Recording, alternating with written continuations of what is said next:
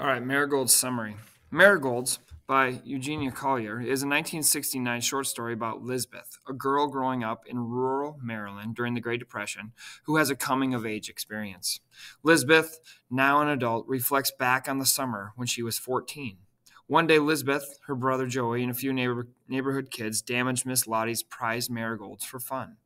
Despite her involvement, Lisbeth feels she is outgrowing such antics. That night, Lisbeth overhears her father's anguish over his unemployment. Confused and fearful, Lisbeth runs to Miss Lottie's garden and destroys the marigolds. Seeing Miss Lottie's dismay, Lisbeth understands the consequences of her actions. So that's just like four major things going on in the story. Here's the actual summary. When Marigolds begins, narrator and protagonist Lisbeth is reflecting on her youth. A child of the Great Depression, she remembers the era's pervasive dust storms more clearly than anything else. She remarks that her memory of this time is mysteriously selective, representing things not as they are, but rather as they feel. Focusing in on the remembered image of a bright yellow marigold flowers, Lisbeth recalls a particularly painful anecdote that, to her mind, marks a transition between her childhood and her womanhood.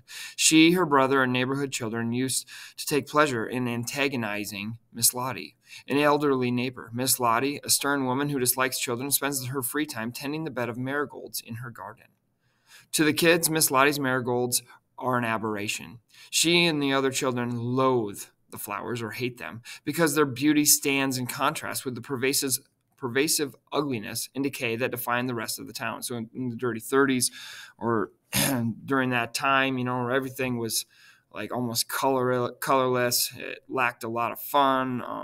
The colors, Miss Lottie's yard was in the whole neighborhood was rather barren. And then sticking out amongst everything is Miss Lottie's marigolds. In such a context, the flowers are incomprehensible. They can't really understand why they get to be beautiful while everything else is not. One day, Lisbeth can sense that she is on the cusp of womanhood, torn between her childhood ways and a new set of instincts and intuitions. She joins some of the other neighborhood kids to tease Miss Lottie, but she feels uncertain as the kids gather pebbles to throw at Miss Lottie's marigolds. She's eager to participate and even throws the first pebble, but she is also racked with something new, a fear that this sort of play might be too silly for her. In her confusion, she lashes out and leads the children on a particularly cruel rampage against Miss Lottie. They call her names, throw stones at her garden, and chant about her being a witch.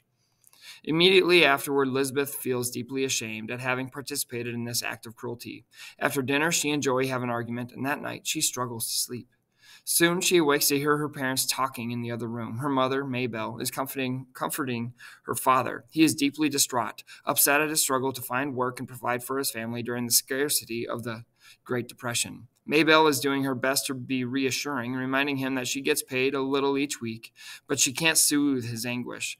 Before long, he breaks down in tears as Lisbeth listens from the other room. Lisbeth has never heard a man cry, and her father's weeping fills her with confusion and fear. This inversion of normalcy, seeing her mother supporting her father, who is typically strong and steadfast, is deeply upsetting to Lisbeth.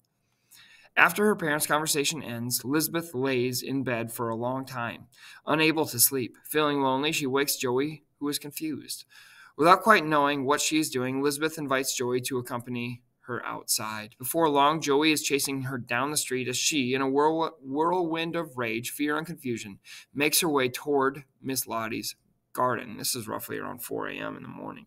The various emotions she has been grappling with mingle in her consciousness. Her longing for her mother, whose work keeps her away from home. Her anguish over the impoverishment of her family and community. Her anxiety about everyone being poor.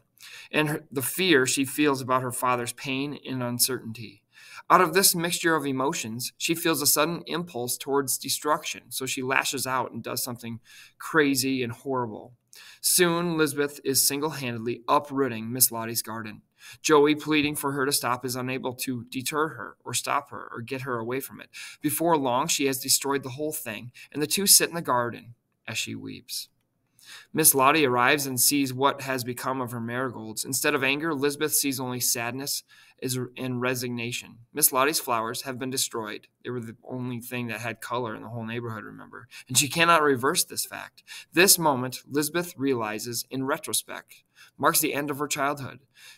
She's starting to have this big feeling of regret too. She now sees that she could not see what she could not see before, the cruelty and recklessness of her own actions, the humanity in Miss Lottie, who strove to cultivate something beautiful in the midst of bleak and difficult life, and the harsh depths of the reality at hand for everyone involved. Lisbeth finds something new in herself, a burgeoning capacity for compassion. Compassion, she notes, cannot coexist with innocence.